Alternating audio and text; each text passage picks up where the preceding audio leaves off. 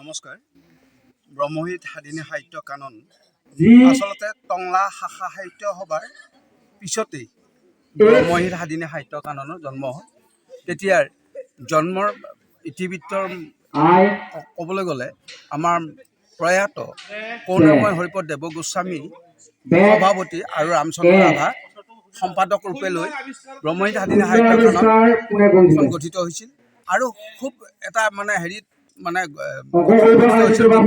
মানে পৰিসৰ মানে হেৰিলৈকে চমুৱা পাৰালৈকে হেৰি আছিল। তাৰ তেতিয়া ভুৱন নাৰ্জাৰীদেৱো সভাপতি ৰূপত আহিছিল আৰু বিভিন্নজন আমাৰ প্ৰয়াত হৈ গ'ল।